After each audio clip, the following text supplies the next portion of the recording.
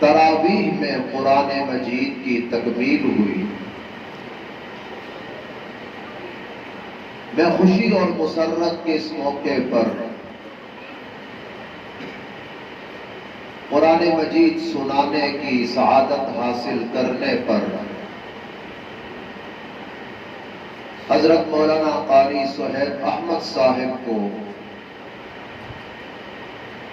اور تراویح میں قرآن مجید سننے کی سعادت حاصل کرنے پر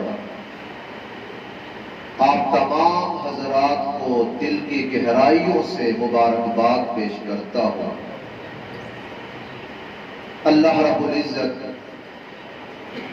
حضرت مولانا کا سنانا اور آپ تمام حضرات کا سننا اپنی بارگاہ میں قبول و منظور فرمائے۔ چونکہ تقریب تکمیل قرآن مجید کی ہے، میں اسی مناسبت سے قرآن مجید کی عظمت و فضیلت کے حوالے سے چند معروضات عرض کرنا چاہتا ہوں۔ دعا فرمائے اللہ رب العزت مجھے صحیح کہنے کی اور میرے سمیت تمام حضرات کو صحیح سمجھ کر عمل کرنے کی توفیق عطا فرمائے۔ میرے بھائیوں، قرآن مجید عظمت بخشنے والی کتاب ہے، رتبے بلند کرنے والی کتاب ہے، مقام اور مرتبے سے نوازنے والی کتاب ہے۔ سب کہتے ہیں بے شک، اور بلند آواز سے کہیں بے شک۔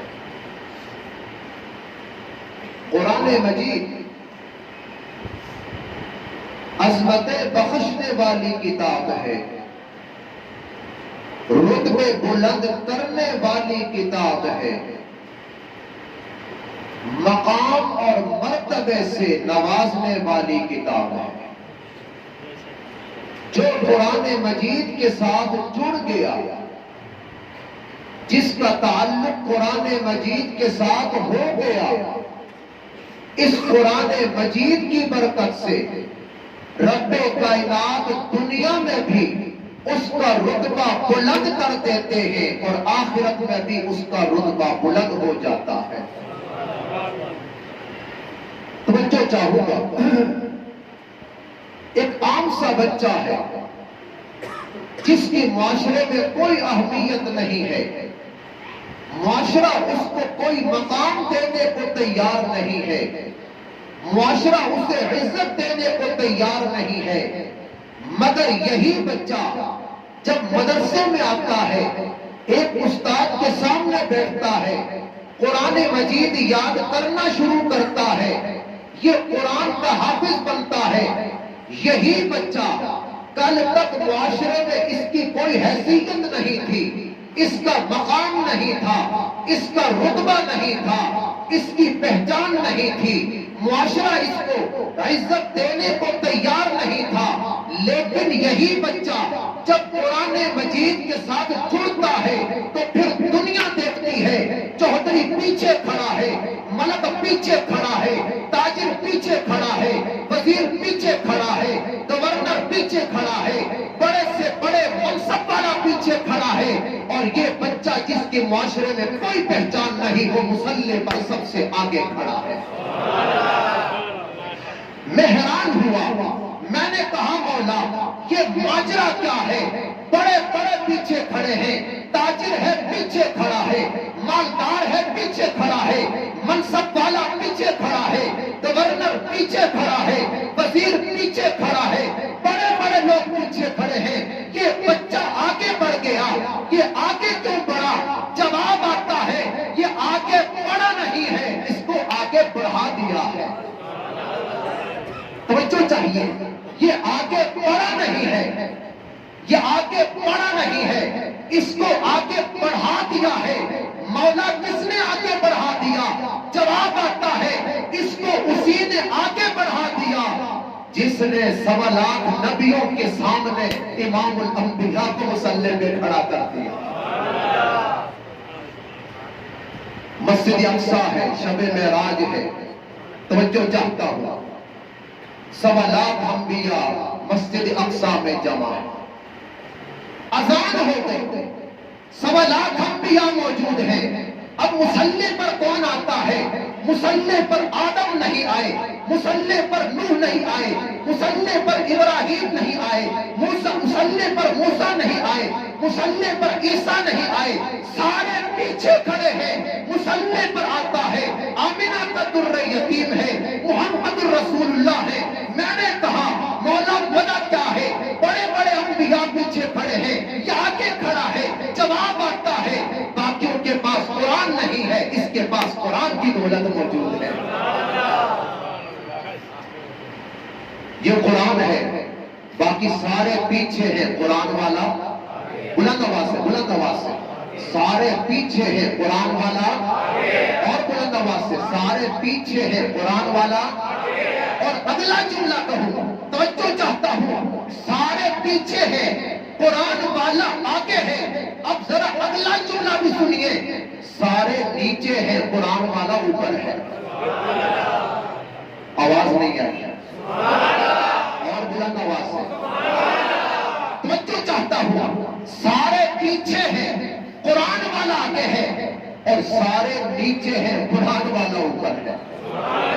آدم اوپر نہیں گئے، ابراہیم اوپر نہیں گیا، موسیٰ اوپر نہیں گیا، عیسیٰ اوپر نہیں گیا، تورات والا نیچے ہے، زبور والا نیچے ہے، انجیل والا نیچے ہے، دیگر آسمانی صحیفوں والے نیچے ہیں، سارے نیچے ہیں، اوپر ہو گیا جس کے دامن میں قرآن کی دولت موجود تھی۔ حضرات محترم، میں صرف ایک جملہ عرض کر رہا ہوں بس۔ یہ قرآن وہ کتاب ہے جو کیا بخشتی ہے؟ عزتیں بخشتی ہے۔ بلند آواز سے کہیے، کیا بخشتی ہے؟ یہ رتبے بخشتی ہے، یہ مقامات بخشتی ہے، یہ آدمی کی عزت میں اضافہ کرتی ہے۔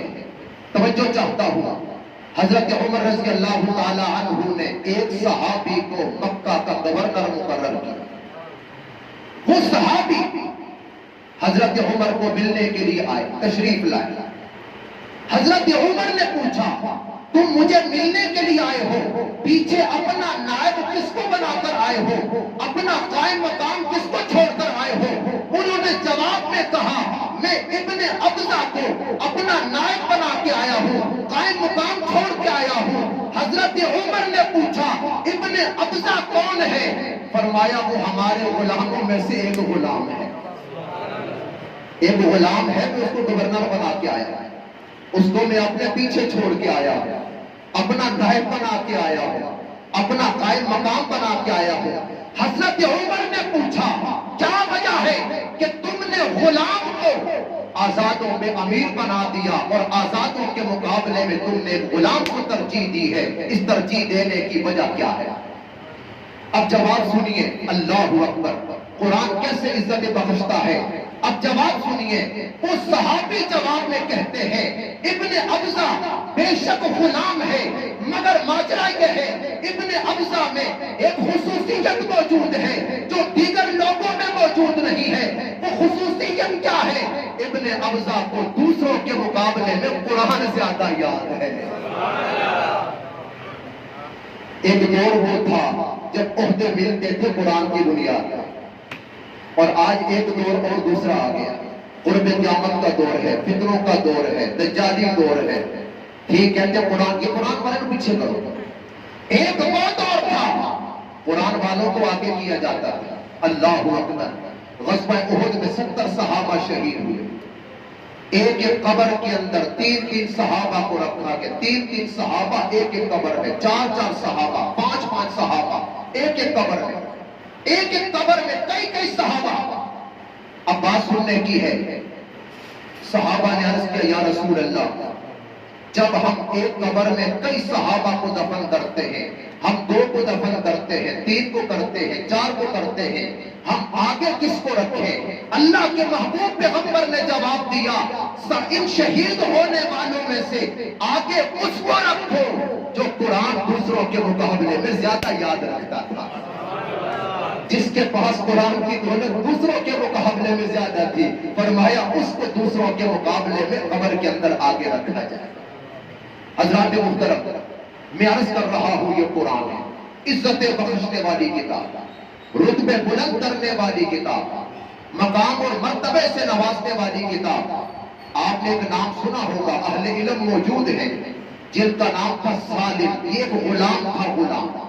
سب بلند آواز سے کہیے کیا نام تھا، اور بلند آواز سے کہیے کیا نام تھا۔ کتب تفسیر میں ان کا تذکرہ موجود، کتب حدیث میں ان کا تذکرہ موجود، احادیث کی سند میں ان کا نام کئی دفعہ آیا ہے۔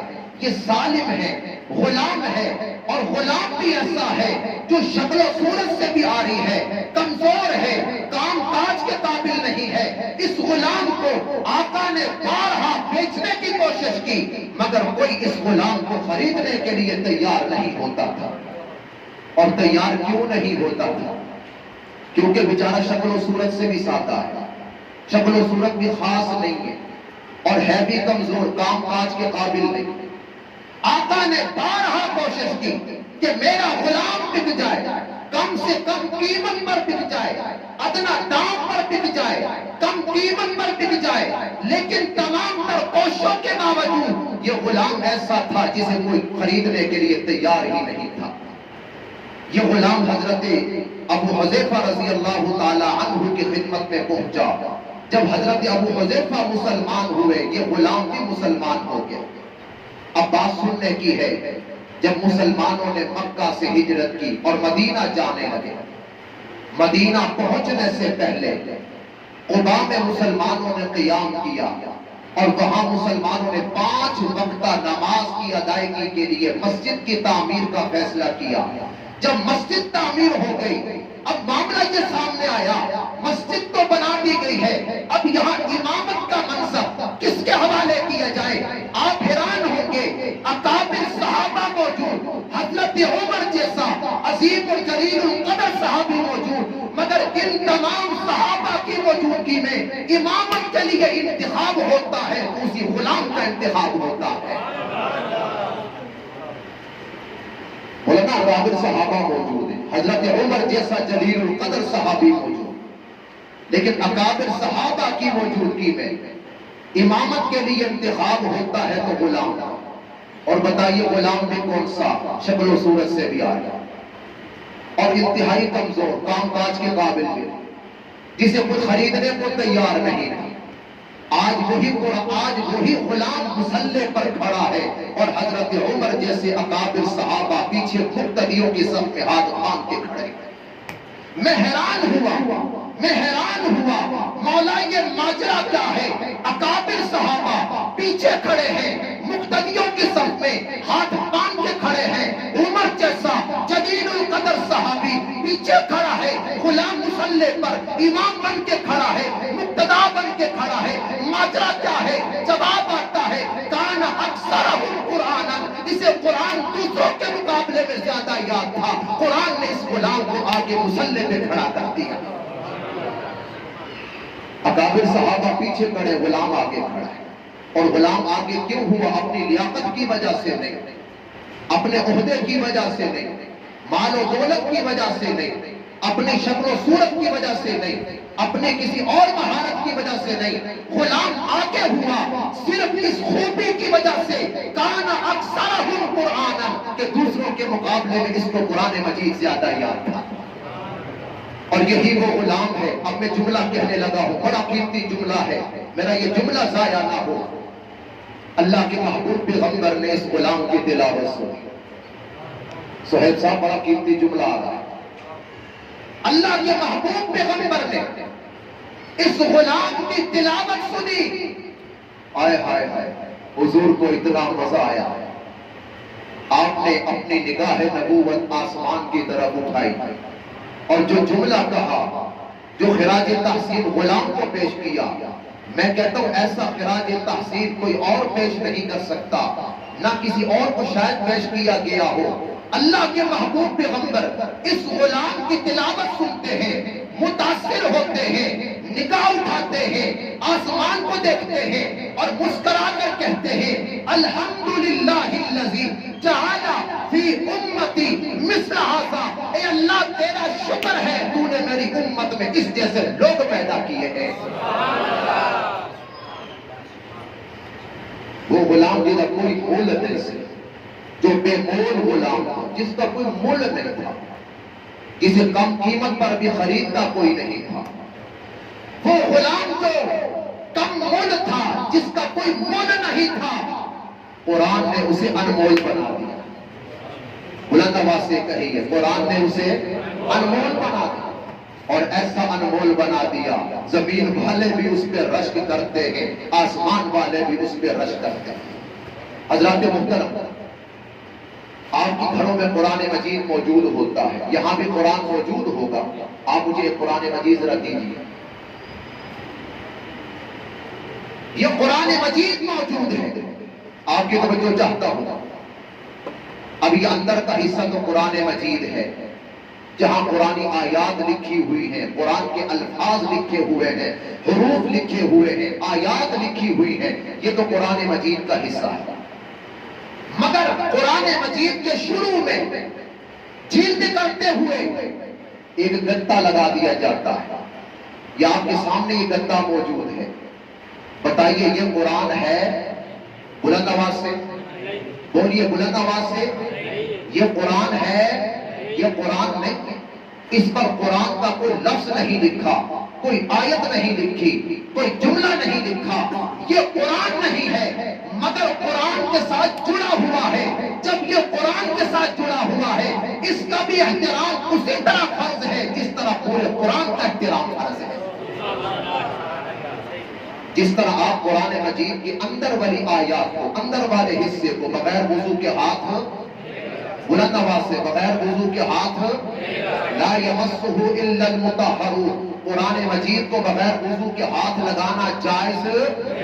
جس طرح قرآن کے اندر والے حصے کو آپ بغیر وضو کے ہاتھ نہیں لگا سکتے. یہ قرآن کا وہ حصہ جو قرآن کا حصہ تو نہیں ہے مگر قرآن کے ساتھ جڑا ہوا ہے.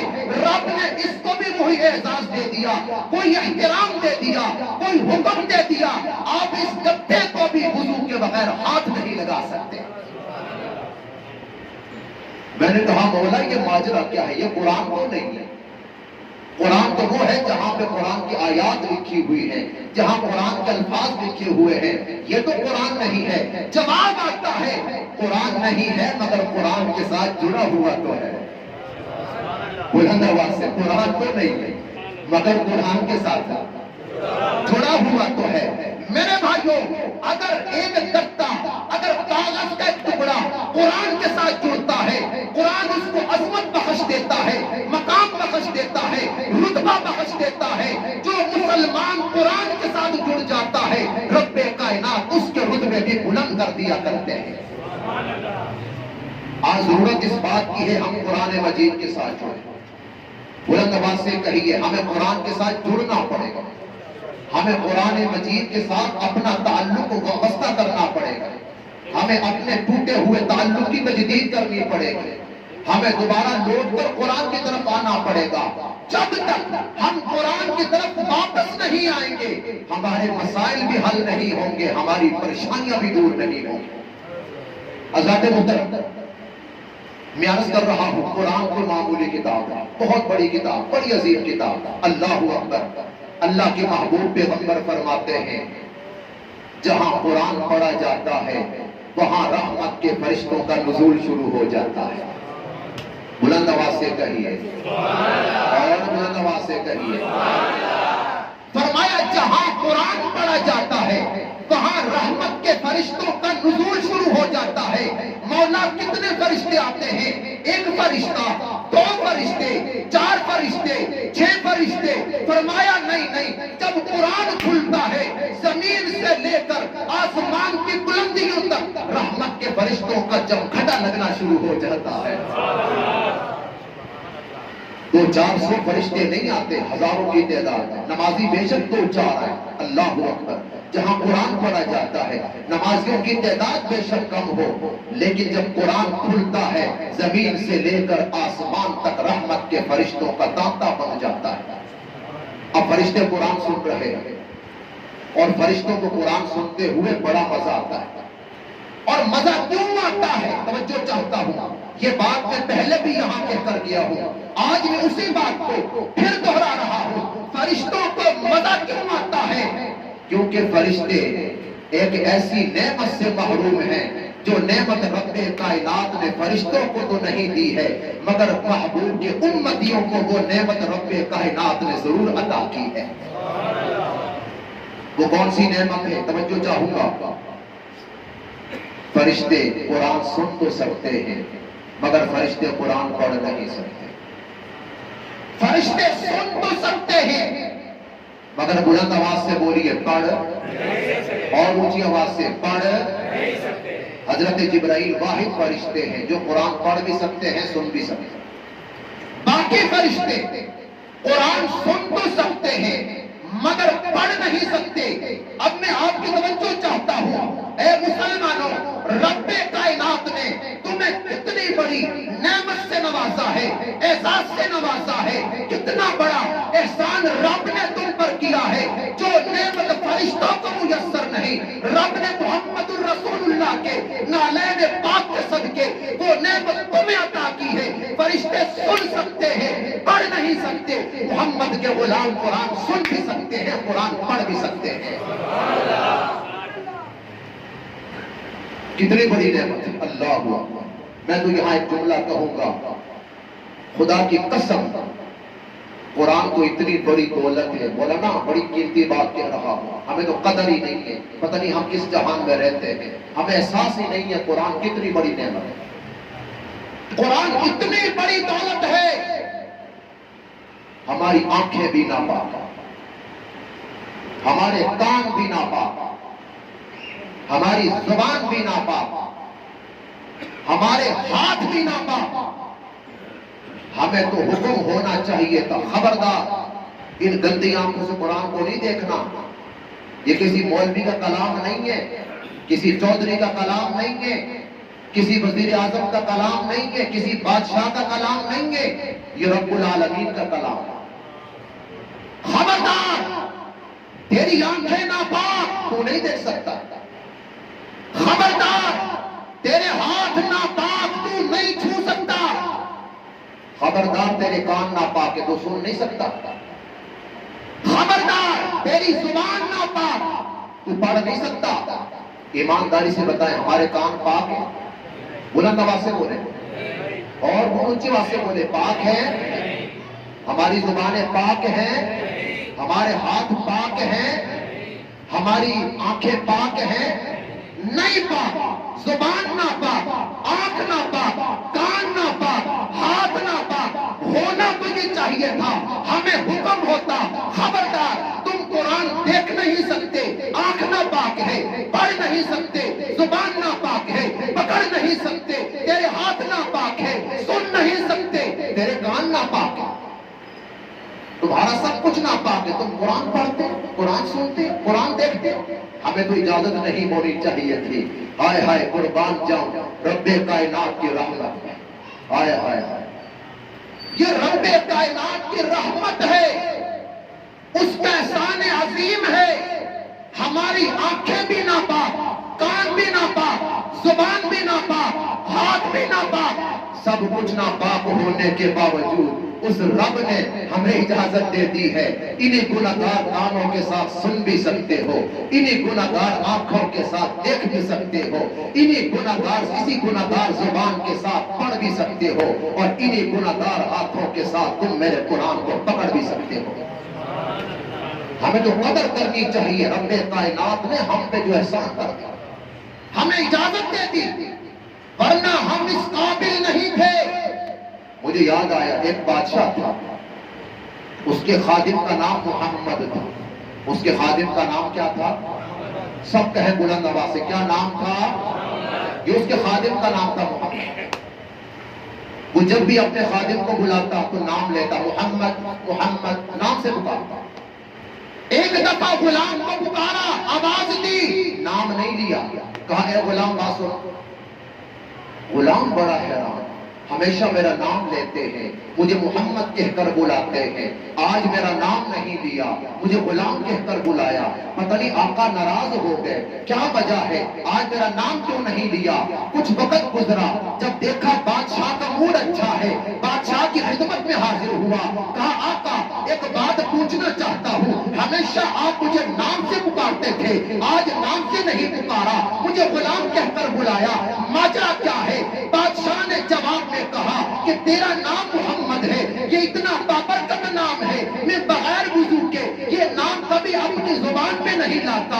اس دن جب میں نے تجھے غلام کہا، یہ وہ وقت تھا میرا وضو نہیں تھا، میں بغیر وضو کے محمد کا نام زبان پہ لانا دوبارہ نہیں کرتا۔ اب میں پوچھتا ہوں، جب حضور کا نام اتنا بابرکت ہے، بغیر وضو کے زبان پہ لانا ادب کے خلاف سمجھا جاتا ہے۔ اللہ اکبر، یہ تو حضور کے نام کی عظمت ہے، تو رب کائنات کے نام کی کیا عظمت ہوگی، اس کے کلام کی کیا عظمت ہوگی۔ یہ رب کا کلام ہے، معمولی چیز نہیں۔ بات دور جا رہی ہے، میں عرض کر رہا تھا جہاں قرآن پڑھا جاتا ہے وہاں فرشتوں کا نزول شروع ہو جاتا ہے، فرشتوں کا مجمع لگ جاتا ہے، فرشتوں کا تانتا بن جاتا ہے، فرشتوں کا ہجوم جمع ہو جاتا ہے۔ اب فرشتے سن رہے ہیں، مزہ آ رہا ہے، اللہ اکبر۔ جب فرشتے سنتے ہیں مزہ آتا ہے، اب فرشتے آگے بڑھتے ہیں۔ توجہ کیجئے، بڑا قیمتی جملہ، فرشتے آگے بڑھتے ہیں۔ اللہ کے محبوب پیغمبر فرماتے ہیں فرشتے پڑھنے والے کے قریب ہوتے جاتے ہیں، اتنے قریب ہوتے ہیں اس پڑھنے والے کے ہونٹوں کا بوسہ لینا شروع کر دیتے ہیں۔ قاری صاحب جب آپ پڑھ رہے تھے نا، یہ مت سمجھے پیچھے کوئی سن رہا ہے کہ نہیں سن رہا، لاکھوں کی تعداد میں فرشتے موجود تھے جو آپ کا قرآن بھی سن رہے تھے، اور اس قرآن کی وجہ سے آپ کے ہونٹوں کا بوسہ بھی فرشتے لے رہے تھے۔ امام عاصم رحمہ اللہ بہت بڑے قاری گزرے، بہت بڑے قاری، امام عاصم، ہر وقت ان کے منہ سے خوشبو آتی تھی۔ کسی نے پوچھا حضرت آپ کون سی جڑی بوٹی استعمال کرتے ہیں، کون سی دوائی استعمال کرتے ہیں، کون سی چیز استعمال کرتے ہیں، ہر وقت آپ کے منہ سے خوشبو آتی ہے؟ فرمایا میں تو کچھ بھی استعمال نہیں کرتا، اللہ والے اپنے آپ کو چھپایا کرتے ہیں، اللہ والے چھپا نہیں کرتے، نہ اپنے آپ کو ظاہر کیا کرتے، ہمیشہ چھپانے کی کوشش کرتے ہیں۔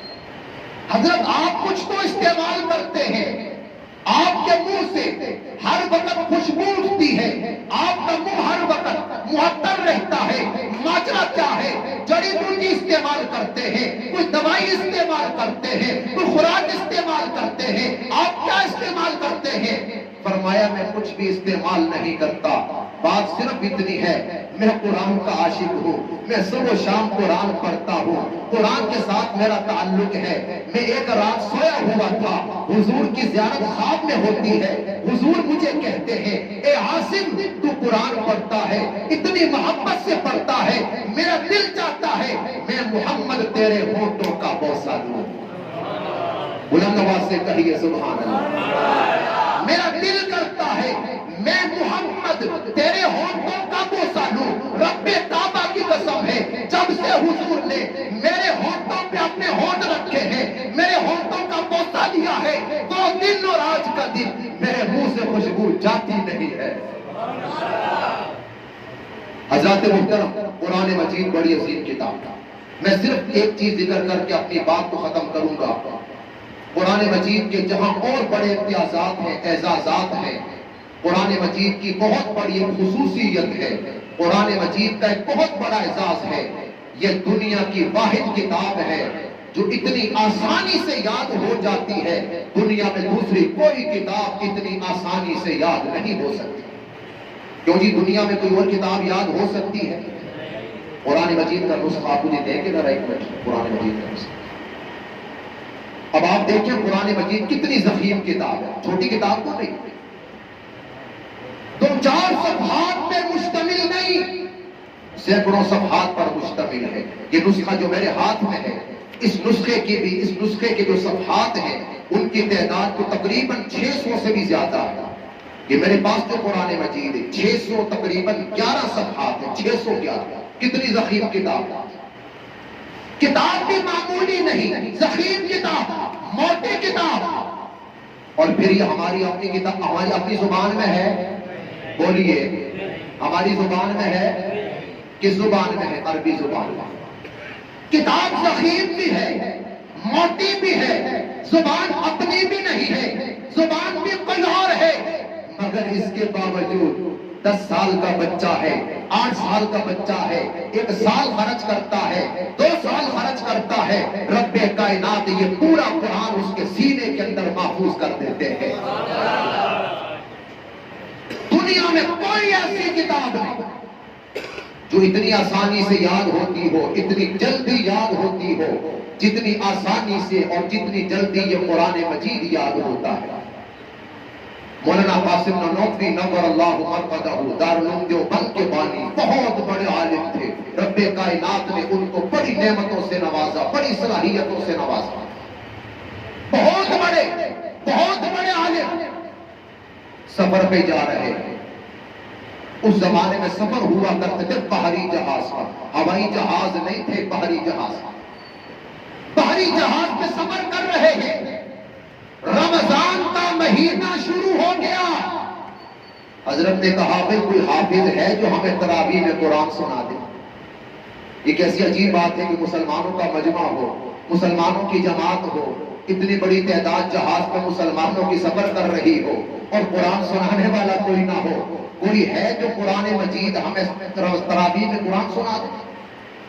پورے جہاز میں قرآن سنانے کے لیے کوئی حافظ نہ ملا. اب حضرت بڑے پریشان ہوئے. رمضان کا مہینہ اور ہم قرآن مجید کی تلاوت سے محروم رہے، قرآن مجید سننے سے محروم رہے. اب حضرت نے فیصلہ کیا کوئی اور قرآن سنائے یا نہ سنائے، میں قرآن سناؤں گا. ساتھیوں نے کہا حضرت آپ تو حافظ نہیں ہیں، آپ کیسے سنائیں گے؟ فرمایا میں کوشش کروں گا. کوشش کرنا میرا کام ہے، آگے نتیجے تک پہنچانا میرے رب کا کام ہے. کوشش تو میں کروں گا. اب حضرت نے کوشش شروع کر دی. روزانہ پارہ سوا پارہ یاد کرتے، جتنا یاد ہوتا رات کو تراویح میں سنا دیتے. ادھر رمضان کا مہینہ ختم ہوا، ادھر مولانا قاسم نانوتوی کا قرآن مجید حفظ مکمل ہو گیا. صرف 1 مہینہ. اب مجھے بتائیں 1 مہینہ کتنا عرصہ ہے؟ 1 مہینے کے اندر تو ہم کچھ بھی نہیں کر سکتے، معمولی سی چھوٹی سی کتاب یاد نہیں کر سکتے. لیکن یہ قرآن کا اعجاز ہے، یہ قرآن کی خصوصیت ہے. اتنی مختصر سی مدت میں، اتنے محدود وقت میں یہ یاد ہو جاتا ہے. اتنے مختصر سے وقت میں کوئی اور کتاب یاد نہیں کی جا سکتی. 1 مہینہ تو بہت زیادہ ہے. میں اس سے بھی زیادہ قریب کی آپ کو مثال دینے لگا ہوں. امام ابو حنیفہ رحمہ اللہ کے مایہ ناز شاگردوں میں سے ایک شاگرد ہے جن کا نام امام محمد ہے. سب کہے رحمہ اللہ. امام ابو حنیفہ کے مایہ ناز شاگرد، اور یہ وہ شاگرد ہیں جنہوں نے 1000 کے قریب کتابیں تصنیف کی. 1000 کے قریب. ساری رات جاگتے تھے، مسائل کا مطالعہ کرتے تھے. ساری رات دینی مسائل کے حوالے سے فکر مند رہتے تھے، مسائل کا حل تلاش کرتے تھے. ساری رات جاگتے. کسی نے کہا حضرت آپ سوتے کیوں نہیں ہیں؟ فرمایا اگر میں محمد سو جاؤں گا تو لوگوں کی شرعی مشکلات کون حل کرے گا، ان کو شرعی مسائل کا حل کون بتلائے گا. ساری رات جاگتا. یہ شروع میں حافظ نہیں تھے. ان کے والد صاحب نے پکڑا، امام ابو حنیفہ کی درسگاہ میں لائے. حضرت یہ میرا بیٹا ہے، آپ اس کو دین کا علم سکھائیں، میں آپ کی شاگردی میں اس کو دینا چاہتا ہوں. امام ابو حنیفہ نے فرمایا آپ کی توجہ چاہتا ہوں، بڑی قیمتی بات. فرمایا میری درسگاہ کا پہلا اصول یہ ہے، پہلا ضابطہ یہ ہے، میں اپنی درسگاہ میں داخلہ اس کو دیتا ہوں جو قرآن مجید کا حافظ ہوا کرتا ہے. میری درسگاہ میں غیر حافظ کو داخلہ نہیں ملتا. میری درسگاہ میں داخلے کی پہلی شرط یہ ہے قرآن کا حافظ. کیونکہ فقہ حنفی کا سب سے پہلا ماخذ قرآن مجید ہے، پھر دوسرا ماخذ سنت رسول ہے۔ فقہ حنفی کے ماخذ آپ حضرات جانتے ہیں، بہت سے لوگ کہتے تھے یہ نہ قرآن کو من دینا کہ نہ حدیث کو من دینا۔ الحمدللہ پوری ذمہ داری سے کہتا ہوں، قرآن و سنت کے سب سے زیادہ اگر کوئی فقہ ہے تو وہ فقہ حنفی ہے۔ الحمدللہ شیخ الہند رحمہ اللہ وہ فرمایا کرتے تھے، فرماتے تھے میں دعوے سے کہتا ہوں، پوری ذمہ داری سے کہتا ہوں، فقہ حنفی کا ایک مسئلہ بھی ایسا نہیں جو قرآن و سنت کے خلاف ہے، ایک مسئلہ بھی قرآن و سنت کے خلاف ہے۔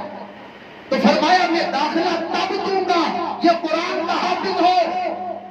اب والد محترم نے پکڑا، واپس گھر لے گئے، صرف ایک ہفتہ گزرا، 7 دن گزرے۔ کتنے دن؟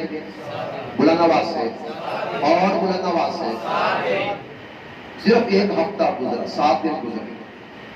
والد محترم امام محمد کو دوبارہ ابو حنیفہ صاحب کی خدمت میں لائے۔ حضرت آپ کی طرف کام ہے، بیٹے کو داخلہ دلوانا چاہتا ہوں، آپ کی شاگردی میں لینا چاہتا ہوں۔ فرمایا کہ میں نے تم سے پہلے بھی کہا تھا پہلے بچے کو قرآن کا حافظ بناؤ، میں داخلہ تب دوں گا، بغیر حافظ کو میری درسگاہ میں داخلہ نہیں مل سکتا۔ والد محترم نے کہا حضرت یہ 7 دنوں میں پورا قرآن یاد کر کے آ رہا ہے، صرف 7 دنوں میں پورا قرآن یاد کر کے۔ امام ابو حنیفہ رحمہ اللہ بڑے حیران ہوئے، 7 دنوں میں قرآن یہ کیسے یاد ہو گیا؟ وہ سمجھے شاید مذاق کر رہے ہیں۔ بعض لوگ نا داخلہ دلوانے کے لیے جھوٹی باتیں بھی کرتے ہیں، جھوٹے دعوے بھی کرتے ہیں۔ امام ابو حنیفہ نے کہا میں ایسے داخلہ نہیں دوں گا، نہ تمہاری بات پہ اعتبار کروں گا، میں خود قرآن کا امتحان لوں گا، میں دیکھوں گا اسے قرآن آتا بھی ہے یا نہیں، یہ واقعتاً حافظ بنا بھی ہے یا نہیں۔ امام ابو حنیفہ سوال کرتے جا رہے ہیں، شاگرد امام محمد ابو حنیفہ کے ہر سوال کا جواب دیتے چلے جا رہے ہیں۔ صرف 7 دنوں میں قرآن مجید یاد کیا۔ میں آپ سے پوچھتا ہوں دنیا میں کوئی ایسی کتاب دکھلاؤ جو اتنی ذخیر ہے، پھر اپنی زبان میں بھی نہ ہو، کسی اور زبان میں ہو، اور پھر وہ کتاب اتنی مختصر سے مدت میں یاد ہو جائے۔ یہ اعزاز رب نے بخشا ہے تو قرآن کو بخشا ہے، دنیا کی کسی اور کتاب کے حصے میں یہ اعزاز نہیں آیا۔ اور میں اس سے بھی آگے چلوں گا، سہیل صاحب بڑی اپنی بات کہنے والا ہوں۔ ہشام کلبی رحمہ اللہ ایک اللہ والے گزرے ہیں، اپنے دور کے بہت بڑے محقق، عالم، مفسر، محدث، مجاہد، صوفی، رب کائنات نے بڑی خصوصیات سے نوازا، بڑے عالم اپنے دور کے۔ ایک دفعہ ذکر ہو رہا تھا کہ یہ ہشام کلبی عالم بھی ہے، محدث بھی ہے، مفسر بھی ہے، بڑی خوبیوں کا مالک ہے، لیکن بدقسمتی سے قرآن کا حافظ نہیں ہے، کاش کہ یہ قرآن مجید کے حافظ بھی ہوتے۔ دل پر چوٹ لگ گیا کہ لوگ کہتے ہیں کہ عالم بھی ہے، مفسر بھی ہے، سب کچھ ہے، لیکن قرآن کا حافظ نہیں، کاش کہ حافظ ہوتا۔ ایک مکان میں بند ہو گئے اور نیت کر لی جب تک میں قرآن مجید حفظ نہیں کروں گا، مکمل نہیں کروں گا، میں مکان سے باہر نہیں نکلوں گا۔ صرف 3 دن گزرے، گھر سے باہر نکلے، لوگوں نے کہا آپ نے تو ارادہ کیا تھا جب تک حافظ نہیں بنوں گا باہر نہیں نکلوں گا، آپ صرف 3 دن کے بعد باہر آ گئے ہیں، ماجرا کیا ہے؟ فرمایا الحمدللہ صرف 3 دنوں میں پورے قرآن کا حافظ بن گیا، صرف 3 دنوں میں پورے قرآن کا حافظ، الحمدللہ۔ ایک آدمی باہر کے ملک میں گیا، روس سے جو ریاست آزاد ہوئی وہ ایک ریاست میں گیا، اس کے سامنے بچہ پیش کیا گیا اور لوگوں نے کہا جی یہ بچہ قرآن مجید کا حافظ ہے، یہ بچہ قرآن مجید کا بلند آواز سے قرآن مجید کا ان کے پاس قرآن مجید کا نسخہ تھا، نسخہ کھولا، بچے کے سامنے رکھا، کہا بیٹا یہاں سے پڑھو۔ اب بیٹا کبھی قرآن کے نسخے کو دیکھتا ہے، کبھی اس آدمی کو دیکھتا ہے، ایک لفظ بھی نہیں پڑھتا۔ انہوں نے کہا بھائی تم کہتے ہو قرآن کا حافظ ہے، یہ کیسا حافظ ہے، یہ تو دیکھ کر بھی نہیں پڑھ سکتا۔ دوسری جگہ کھولی، نسخہ سامنے کیا، بیٹا یہاں سے پڑھو، بچہ اب بھی نہیں پڑھتا، کبھی قرآن کے نسخے کو دیکھتا ہے، کبھی اس آدمی کو دیکھتا ہے، پڑھتا نہیں ہے، زبان بند ہے، کہنے لگے تم کہتے ہو حافظ ہے، یہ کیسا حافظ ہے، یہ تو دیکھ کر بھی قرآن نہیں پڑھ سکتا۔ لوگوں نے کہا جناب آپ قرآن بند کر کے اس سے پوچھیں، آپ قرآن کھول کے نہ پوچھیں، قرآن بند کر دے اور کہے جی فلاں جگہ سے پڑھو، فلاں جگہ سے، قرآن بند کر کے اب انہوں نے سوالات شروع کیے، وہ سوال کرتے جا رہے ہیں اور بچہ فر فر قرآن مجید کی تلاوت کرتا چلا جا رہا ہے۔ بڑے حیران ہوئے، یہ بچہ دیکھ کر نہیں پڑھ سکتا اور زبانی اس کو سارا قرآن یاد ہے، یہ ماجرا کیا ہے؟ پوچھا بھائی یہ کیا وجہ ہے، دیکھ کر تو پڑھ نہیں سکتا، زبانی یاد ہے، یہ کیا چکر ہے؟ ہائے ہائے، لوگوں نے کہا ہمارے ہاں گھروں میں قرآن مجید رکھنے کی اجازت نہیں تھی، ہمارے ہاں گھروں میں قرآن مجید رکھنے کی اجازت نہیں تھی۔ غازی آباد والوں تم کتنے خوش نصیب ہو، تمہارے گھروں میں قرآن مجید کے نسخوں کا انبار لگا ہوا ہے، بڑی تعداد میں قرآن کے نسخے چل رہے ہیں، تم قرآن مجید کو کھول سکتے ہو، پڑھ سکتے ہو، دیکھ سکتے ہو، گھر میں رکھ سکتے ہو۔ رب کعبہ کی قسم اس وقت بھی دنیا میں کتنے حصے ایسے ہیں، کتنے علاقے ایسے ہیں جہاں گھروں میں قرآن رکھنے کی مسلمانوں کو اجازت نہیں ہے۔ ایک آدمی کسی ملک میں چلا گیا، وہاں کے لوگوں کو پتہ لگا یہ باہر سے آیا ہے، علاقے کے سارے لوگ جمع ہو گئے، سارے لوگ، اور کہا جی کہ آپ باہر سے تشریف لائیں، ہمارا صرف ایک سوال ہے، کیا آپ کے پاس قرآن مجید کا کوئی نسخہ ہے؟ اس نے کہا ہاں میرے پاس قرآن کا نسخہ ہے۔ سب نے کہا جی اگر اجازت ہو، اگر آپ ہمیں نکال کر دکھا دیں، زیارت کرا دیں، آپ کی بڑی مہربانی۔ انہوں نے قرآن مجید کا نسخہ نکالا۔ اب جو لوگوں نے قرآن کا نسخہ دیکھا، کوئی چوم رہا ہے، کوئی اس کو اپنے ماتھے سے لگا رہا ہے، کوئی رو رہا ہے، پورے مجمع پر عجیب کیفیت طاری ہے۔ وہ حیران ہوئے، کہا ماجرا کیا ہے، بات کیا ہے، تم قرآن مجید کو دیکھ کر ایسے بے قابو کیوں ہو رہے ہو؟ انہوں نے کہا زندگی گزر گئی، ہم نے قرآن کا نسخہ دیکھا نہیں تھا، آج پہلا موقع ہے کہ ہماری آنکھیں قرآن کا دیدار کر رہی ہیں۔ تم کتنے خوش نصیب ہو، صبح شام قرآن دیکھتے، قرآن پڑھتے۔ دنیا میں کتنے ایسے علاقے جہاں قرآن رکھنے کی اجازت دی، تو لوگوں نے کہا کہ ہمارے ہاں قرآن رکھنے کی اجازت نہیں تھی، ہم نے اس بچے کو ایک حافظ کے پاس بھیج دیا تھا، وہ زبانی اس کو قرآن پڑھاتا تھا، زبان۔ اس بچے نے پورا قرآن یاد کیا ہے مگر قرآن کو دیکھا تک نہیں ہے، بغیر دیکھے یہ پورے قرآن کا حافظ بنا ہے، اس لیے یہ دیکھ کر تو قرآن نہیں پڑھ سکتا مگر زبانی اس کو پورا قرآن مجید یاد ہے۔ حضرات محترم، یہ قرآن کا احساس ہے۔ دنیا میں کون سی ایسی کتاب ہے جو زبانی یاد کی جا سکتی؟ وہ بچہ جس نے زندگی میں ایک مرتبہ قرآن کو دیکھا نہیں ہے اپنی آنکھوں سے مگر وہ بھی پورے کے پورے قرآن مجید کا حافظ ہو جاتا ہے۔ ہارون رشید اپنے دور کا بہت بڑا بادشاہ، اور یہ نیک بادشاہوں میں سے گزرا ہے، بہت بڑا بادشاہ تھا مولانا، اتنا بڑا بادشاہ تھا، یہ اپنے محل پہ کھڑا تھا، بادل کا ٹکڑا فضا میں تیرتا ہوا گزرا، ہارون رشید نے اس کو خطاب کر کے کہا اے بادل کے ٹکڑے، تو زمین کے جس حصے پر بھی جا کے برسے گا اس حصے کا خراج میرے ہی خزانے میں آئے گا، کہیں اور نہیں جائے گا۔ حکومت ٹیکس لیتی ہے نا، عشر وغیرہ لوگ جمع کرتے ہیں نا، تو حکومت اتنی وسیع تھی، اس کی حکومت کی سرحدیں اتنی وسیع تھی، اس کی زیر حکومت اتنا بڑا علاقہ تھا، اس نے کہا بادل کے ٹکڑے تو جہاں مرضی جا کے بس، تو کابل میں جا کے بس، تو عراق میں جا کے بس، تو ایران میں جا کے بس، تو انڈیا میں جا کے بس، بنگلہ دیش میں جا کے بس، تو جہاں بھی جا کے بسے گا وہاں کی زمین کا خراج میرے ہی خزانے میں آئے گا، کہیں اور نہیں جائے گا۔ اتنا بڑا بادشاہ، اس بادشاہ کے محل میں ایک بچہ لایا گیا، اور بچے کی عمر کتنی تھی؟ صرف 4 سال۔ بلند آواز سے کتنے سال؟ اور بلند آواز سے کتنے سال؟ ہمارے ہاں 4 سال کا بچہ بسم اللہ نہیں پڑھ سکتا، کلمہ طیبہ صحیح نہیں پڑھ سکتا۔ بادشاہ کو بتلایا گیا جی یہ جو 4 سال کا بچہ ہے یہ پورے قرآن کا حافظ ہے. ہائے ہائے ہائے اونچی آواز سے کہہ دو سبحان اللہ. آج تو بڑی برکت والی رات ہے, بڑی عظمتوں والی رات ہے. تکمیل قرآن کا موقع ہے. 27ویں رات ہے شب قدر میں. جن راتوں میں شب قدر کی امید کی جا سکتی ان میں سے ایک رات ہے. بلند آواز سے کہیے سبحان اللہ. لوگوں نے کہا 4 سال کا بچہ یہ پورے قرآن کا حافظ ہے. ہارون رشید خود بھی قرآن کا حافظ تھا, حافظ بھی تھا, قاری بھی تھا, عالم بھی تھا اور بڑا نیک بادشاہ تھا.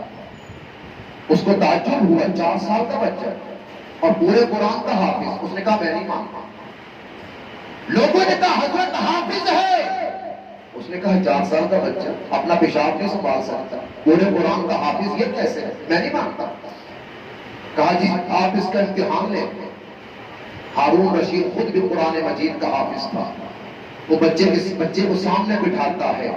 اب بچے سے سوالات شروع کر دیتا ہے, قرآن مجید کے بارے میں پوچھنا شروع کر دیتا ہے. بادشاہ سوال کرتا جا رہا ہے اور چھوٹا بچہ فر فر رب کا قرآن سناتا چلا جا رہا ہے. مجھے بتائیں دنیا میں کون سی کتاب ہے کہ 4 سال کا بچہ پوری کتاب کو یاد کرتا ہے؟ رب نے یہ اعزاز بخشا ہے. صرف ایک کتاب کو بخشا ہے. کون سی کتاب ہے جس کو کیا کہتے ہیں؟ اللہ اکبر. انڈیا میں ایک علاقہ ہے کانپور کے نام سے مشہور ہے. وہاں مشہور ہوا ایک بچی ہے اللہ اکبر, اور وہ بچی پیدائشی طور پر حافظ, پیدائشی حافظ, ماں کے پیٹ سے ہی حافظ پیدا ہوگا. مولانا ظفر احمد عثمانی رحمہ اللہ اعلام سنن کے جو مصنف ہیں ان کو بڑی حیرت ہوئی جب یہ بات سنی کہ بچی پیدائشی حافظ ہے. یقین نہیں آیا. کہا چلو کتابوں میں تو ہم نے ایسے واقعات پڑھے تھے, اپنی آنکھوں سے ہم نے ایسا کوئی نمونہ نہیں دیکھا. آج ہم اس بچی کو چل کے دیکھتے ہیں. مولانا ظفر احمد عثمانی کی گواہی ہے, فرماتے ہیں میں نے اپنی آنکھوں سے اس بچی کو دیکھا ہے جو پیدائشی قرآن کی حافظ تھی. بتاؤ دنیا میں کوئی کتاب ہے کہ بچہ پیدائشی طور پر حافظ ہو؟ قرآن مجید کا ایک بچہ حافظ نہیں, درجنوں ایسے واقعات موجود. بعض بچے 10 پاروں کے پیدائشی حافظ, بعض 15 پاروں کے پیدائشی حافظ, بعض پورے قرآن کے پیدائشی حافظ. اور واقعات تو سنے تھے.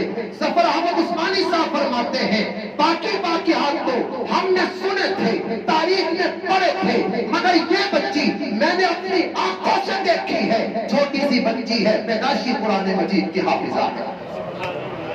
حضرات محترم ہمیں قدر کرنی چاہیے, ہمیں رب کائنات کا شکر گزار ہونا چاہیے. اے اللہ تو نے ہمیں اتنی بڑی نعمت سے نوازا ہے, تو نے قرآن مجید جیسی دولت ہمیں عطا کی. اب قرآن کا حق کیا ہے؟ ہر آدمی ارادہ کرے کہ ہم قرآن مجید کو پڑھنا سیکھیں گے. قرآن مجید کو پڑھنا یہ قرآن مجید کا سب سے پہلا حق ہے. بہت کم ایسے ہیں کہ جو قرآن مجید کو روزانہ کی بنیاد پہ پڑھتے ہیں, ناشتہ روزانہ کی بنیاد پہ کرتے ہیں, دوپہر کا کھانا روزانہ کی بنیاد پہ, 2 ٹائم کی چائے روزانہ کی بنیاد پہ. لیکن ہائے بدقسمتی, وہ قرآن جو ہماری روح کی غذا ہے, جسم کی غذا ہم بلا ناغہ لیتے ہیں, روزانہ کی بنیاد پہ لیتے ہیں, اور روح کی غذا جو قرآن مجید ہے ہم کئی سال اس کا ناغہ کر دیتے ہیں, کئی سال اس غذا سے محروم رہتے ہیں. آج نیت کریں انشاءاللہ قرآن پڑھیں, ہاتھ اٹھا کے وعدہ کریں انشاءاللہ. بڑی بابرکت رات ہے, مہینہ بھی بابرکت ہے, عشرہ بھی بابرکت ہے, رات بھی بابرکت ہے, مجلس بھی بابرکت ہے. پورا محلہ, پورا مجمع اس بات کا عزم اور ارادہ کرے انشاءاللہ ہم قرآن مجید کو پڑھیں. بہت سے لوگ کہنا آتا نہیں, تو بھائی نہیں آتا نہ سیکھ لو. باقی دنیا کے سارے کام بھی تو آپ دنیا میں آ کر ہی سیکھے ہیں نا, ماں کے پیر سے سیکھ کر تو کوئی نہیں آیا. چھوٹے چھوٹے بچے ہیں ماشاءاللہ, ماشاءاللہ میرا کہنا جائز بھی ہے یا نہیں, موبائل ایسا جانتے ہیں کہ 50 60 سال کے بیچارے پورے بھی نہیں جانتے. 10 سال کا بچہ اسے الف با آئے نہ آئے، اسے موبائل کی ہر چیز کا علم ہے، پورا موبائل A to Z اس کو آتا ہے، کھولنا کیسے، بند کس طرح کرنا ہے، اور فلاں جو ہے پاسورڈ لگانا ہے تو وہ کیسے لگانا ہے۔ اگر آپ نے کوئی خفیہ طور پہ کوڈ لگا بھی دیا ہے نا، بچہ ادھر ادھر انگلیاں ہمارے کوڈ کھول نہیں دے گا۔ ہائے ہائے، ارے موبائل کا کوڈ بچہ کھولنا جانتا ہے، یہ رب کے قرآن کا کوڈ کھولنا کیوں نہیں جانتے؟ اس لیے نیت کرو انشاءاللہ قرآن پڑھیں، نہیں آتا سیکھیں گے، اور رب نے تو قرآن کا سیکھنا بڑا آسان کر دیا۔ الحمدللہ ہر گلی محلے کے اندر قرآن سکھانے والے موجود ہیں، اور آپ کے پاس الحمدللہ مولانا صہیب جیسے عالم قاری حاضر موجود ہے، صاحب علم صاحب عمل موجود ہے، ان کے وجود سے فائدہ اٹھانا چاہیے۔ قرآن مجید کو سیکھیں، قرآن مجید کو پڑھنا سیکھیں، پہلا حق یہ ہے قرآن مجید کو سیکھا جائے، قرآن مجید کو پڑھا جائے۔ نہیں آتا سیکھیں، دنیا کے دوسرے کام سیکھنے میں ہم آر محسوس نہیں کرتے تو قرآن مجید سیکھنے میں ہم کیوں آر محسوس کرتے ہیں؟ الحمدللہ علماء کی محنتیں، حفاظ کی، قراء کی، مدارس کی محنتیں، آج گلی محلے کے اندر حافظ موجود ہیں۔ آج سے 50 سال پہلے میرے نانا تھے، میری نانی کے بھائی تھے، نانا ہی ہم کہیں گے ان کو، وہ کہا کرتے تھے کہ پورے علاقے میں اکیلا قرآن کا حافظ تھا، پورے علاقے میں، مولانا پورے علاقے میں قرآن کا اکیلا حافظ۔ رمضان کا مہینہ آتا، تمام مساجد والے منتیں کرتے، آپ ہماری مسجد میں سنائیں، آپ ہماری مسجد میں سنائیں۔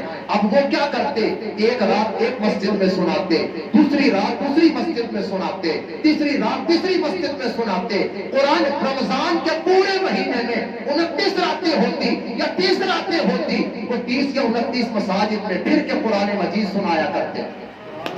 کیوں؟ قرآن سنانے والا اور تھا ہی کوئی، اکیلے حافظ پورے علاقے میں۔ اور آج الحمدللہ ایک ایک مسجد میں کئی حافظ موجود ہوتے ہیں۔ یہ مدارس کی محنت ہے، یہ علماء کی محنت ہے، یہ حفاظ اور قراء کی محنت ہے۔ الحمدللہ آپ حضرات جو مدارس کے ساتھ تعاون کرتے ہیں، آپ کا تعاون رائے گا نہیں جاتا۔ اس تعاون کے نتیجے میں حفاظ بھی پیدا ہو رہے ہیں، قراء بھی پیدا ہو رہے ہیں، علماء کی جماعتیں بھی پیدا ہو رہی ہیں۔ وفاق المدارس العربیہ پاکستان دینی مدارس کا علماء دیوبند کا بورڈ ہے، اس ایک بورڈ نے اس سال اللہ اکبر اہل پاکستان کے لیے اعزاز ہے، پوری دنیا میں کوئی ایسا بورڈ نہیں جس نے اتنے حافظ پیدا کیے ہوں، جتنے حافظ ایک سال میں علماء دیوبند کے اس بورڈ نے پیدا کیے، جس کو وفاق المدارس العربیہ کہتے ہیں۔ اس ایک بورڈ نے ایک سال میں 78,000 حافظ پیدا کیے۔ بلند آواز سے کہیے سبحان اللہ۔ تمہارے لیے اعزاز کی بات ہے، الحمدللہ 30,000 کے قریب علماء پیدا کیے ہیں۔ تمہارا ایک ایک دیا ہوا ایک ایک روپیہ الحمدللہ صحیح جگہ پہ خرچ ہو رہا ہے، حفاظ تیار ہو رہے ہیں، علماء تیار ہو رہے ہیں، قراء تیار ہو رہے ہیں، مفتیان تیار ہو رہے ہیں، ائمہ تیار ہو رہے ہیں، محسنین تیار ہو رہے ہیں۔ تمہاری جتنی دینی ضروریات ہیں الحمدللہ وہ مساجد اور مدارس پوری کر رہے ہیں۔ تو میں عرض کر رہا ہوں، سب سے پہلے ہم نے قرآن کو پڑھنا، روزانہ کی بنیاد پہ پڑھنا ہے۔ زیادہ نہیں پڑھ سکتے، ایک رکوع پڑھ لو، 2 رکوع پڑھ لو، ایک پاؤں پڑھ لو، آدھا پاؤں، جتنی گنجائش ہو وقت کے اندر، کم از کم 1 رکوع 2 رکوع کچھ نہ کچھ تو روزانہ پڑھو۔ اور نمبر 2، صرف پڑھنا نہیں ہے، ہم نے قرآن مجید کو سمجھنے کی بھی کوشش کریں۔ ہمیں پتہ ہی نہیں قرآن کیا ہے۔ ہمیں کمپنی کا میسج آ جائے نا، کمپنی کا میسج، اب میں انگریز کی میسج نہیں پڑھ سکتا، جو ہی کمپنی کا میسج آتا ہے نا بلاتا ہوں، عدنان بیٹا بات سننا یار، یہ پڑھنا، یہ میسج آیا ہے کہ کمپنی مجھے کیا دینا چاہتی ہے۔ کیوں جی ہوتا ہے کہ نہیں ہوتا؟ یہاں کئی بزرگ بیٹھے ہیں، ان بیچاروں کو بھی میری طرح میسج پڑھنے نہیں آتے، انگریزی میسج خاص طور پہ نہیں پڑھ سکتے۔ میسج کمپنی کا آتا ہے، میں پریشان ہو جاتا ہوں، کسی پڑھنے والے کو بلاتا ہوں، جاننے والے کو بلاتا ہوں، ارے مجھے پڑھ کے بتلاؤ کمپنی مجھے کیا میسج بھیج رہی ہے، کیا پیغام بھیج رہی ہے۔ میرے بھائیوں، ایک میسج آپ کو کمپنی بھیجتی ہے اور ایک میسج وہ ہے جو قرآن کی شکل میں رب کائنات نے بھیجا ہے۔ کمپنی کے میسج کو سمجھنے کی فکر ہے، مگر رب نے جو پیغام بھیجا، میسج بھیجا، اس کو سمجھنے کی فکر ہے۔ ارادہ کریں انشاءاللہ قرآن کو پڑھنا بھی ہے، قرآن کو سمجھنا بھی ہے، قرآن کہتا کیا ہے سمجھیے۔ اور پھر تیسرا درجہ یہ ہے قرآن مجید پر ہم نے عمل بھی کرنا ہے۔ عمل سے زندگی بنتی ہے، جنت بھی جہنم بھی۔ یہ خاکی اپنی فطرت میں نہ نوری ہے نہ ناری ہے۔ وَقُلِ اعْمَلُوا فَسَيَرَى اللَّهُ عَمَلَكُمْ وَرَسُولُهُ وَالْمُؤْمِنُونَ۔ رب کائنات فرماتے ہیں اے محبوب ان منافقوں سے کہہ دیجئے زبانی دعوے نہ کرو، عمل کر کے دکھلاؤ۔ اللہ تمہارے دعووں کو نہیں دیکھتا، اللہ تمہارے عمل کو دیکھتا ہے۔ اللہ کے ہاں زبانی دعووں کی اہمیت نہیں، اللہ کے ہاں عمل کی اہمیت ہے۔ اس لیے قرآن کو پڑھنا بھی ہے، سمجھنا بھی ہے، قرآن مجید پر عمل بھی کرنا ہے۔ اور پھر جب خود عمل کریں گے پھر ہم نے قرآن مجید کے پیغام کو دوسروں تک پہنچانا بھی ہے۔ جب ہم دنیا میں قرآن کے حقوق ادا کریں گے پھر یہی قرآن ہوگا جو حشر کے میدان میں ہمارے ساتھ کھڑا ہوگا۔ یہی قرآن ہوگا جب اعمال تلنے کا وقت آئے گا یہ ہمارے ترازو کے اندر موجود ہوگا۔ یہی قرآن ہوگا جو ہمارا ہاتھ پکڑ کے جنت کے اندر ہمیں داخل کرنے کا ذریعہ بنے گا۔ اللہ رب العزت عمل کی توفیق عطا۔